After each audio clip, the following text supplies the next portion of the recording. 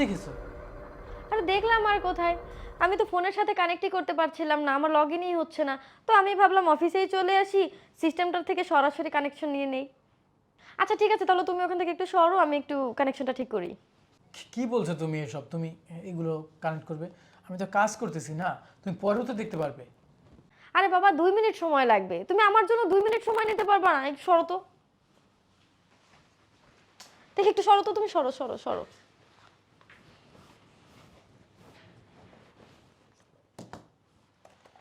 আচ্ছা তারপর বলো, তোমাদের কাজ কেমন চলছে? জি ম্যাম, ভালো চলছে। খুব বিরক্ত করে না তো? No ma'am.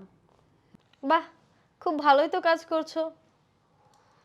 ম্যাম বিশ্বাস করেন ম্যাম, আমার এখানে কোনো দোষ নেই, সব দোষ এই স্যারের।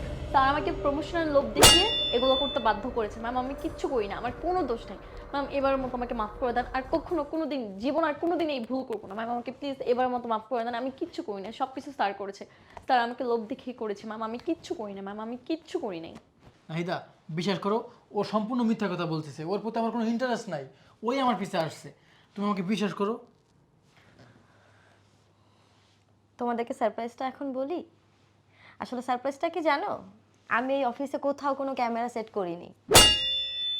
আর আমি শুধুই অন্ধকারে ঢিল ছুঁড়েছিলাম,